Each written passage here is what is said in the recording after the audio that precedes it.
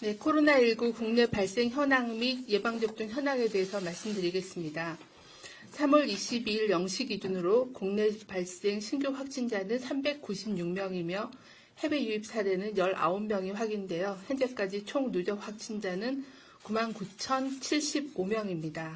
예방접종 현황에 대해서 설명드리겠습니다. 3월 22일 기준으로 현재 67만 6,607명에 대한 코로나19 1차 예방접종을 완료하여 1차 예방접종의 접종률은 84.6%인 상황입니다. 기관별로는 요양병원이 87.8%, 요양시설이 89%, 그리고 1차 대응요원이 72.5%, 병원급 이상 의료기관이 82.3%가 1차 접종을 완료하였습니다. 이상반응 신고 현황입니다. 어제는 신규로 17건이 증가돼서 현재까지 총 9,703건에 대한 이상반응 신고가 있었습니다. 신고 내용으로는 흔하게 나타날 수 있는 근육통, 두통, 발열, 오한, 메스꺼움 등의 사례가 9,597건으로 대부분의 신고 사례였으며 아나필락시스 의심 사례가 89건, 그리고 중증이 의심되는 사례가 경련 등 6건, 그리고 사망 신고 사례가 16건이 현재까지 총 보고가 되어 조사가 진행 중에 있습니다. 내일부터 시작되는 요양병원, 요양시설 65세 이상 예방접종 계획에 대해서 말씀드리겠습니다. 추진단은 65세 이상 연령층에 대한 아스트라제네카 백신 사용 결정에 따라 코로나19 예방접종 관리 시스템을 통해 접종 대상자에 대한 등록과 동의 절차를 진행하였습니다. 해당 백신은 3월 22일 오늘부터 3일간 순차적으로 배송되며 요양병원은 백신을 수령한 다음 날부터 65세 이상 대상자에게 먼저 접종을 추진하고 요양시설은 일주일 뒤인 3월 30일부터 시행할 계획입니다. 요양병원은 지난 65세 미만과 동일하게 의료기관에서 자체 접종을 실시하고 요양시설은 보건소의 방문팀 또는 시설별로 계획된 의료진이 방문하여 접종을 하게 됩니다.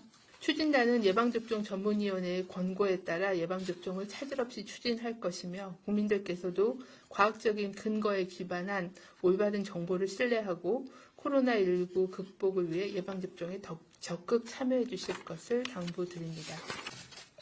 최근 해외에서 보고된 아스트라제네카 코로나19 백신 접종 후 발견된 혈액응고 장애 사례들로 인하여 국민들께서 코로나19 백신에 대한 우려가 크실 것으로 생각합니다.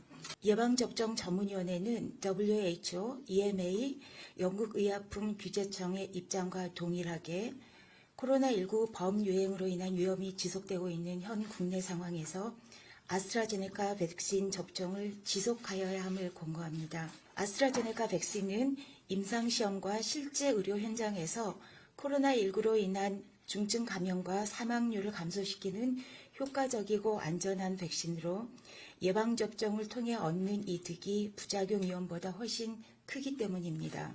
현재까지 자료로는 아스트라제네카 백신이 혈전 생성 위험을 증가시킨다는 연관성은 발견되지 않았습니다. 심부 정맥 혈전증이나 폐색전증과 같은 혈전 생성은 코로나19 감염을 포함한 여러 원인에 의해서 발생될 수 있는 비교적 흔한 질병 상태입니다. 아스트라제네카 백신 접종 후 관찰된 혈전 생성 사례는 평상시 발생 수준보다 더 낮은 것으로 보고되었습니다. 그러나 아주 드물게 발생하는 특이 사례로 아스트라제네카 백신 접종 후 혈전과 혈소판 감소가 함께 동반되는 파종성 혈관 내 응고 장애와 뇌정맥동 혈전증이 보고되고 있습니다. 두 질병 상태 모두 100만 명당 1명 내외의 빈도로 매우 드물게 발생하는 사례로 아스트라제네카 백신과의 인과관계는 아직 명확하지 않습니다. 그러나 이는 극히 드물게 발생하는 특이 사례이며 아스트라제네카 백신은 우리나라에서 코로나19로 인한 중증 감염과 사망을 줄이는 매우 중요한 수단으로 백신 접종으로 인한 이득이 위험 가능성을 훨씬 능가합니다. 이에 예방접종 전문위원회는 코로나19 백신을 접종받을 순서가 되신 대상자께서 미루지 말고 백신을 접종받으실 것을 적극 권장합니다.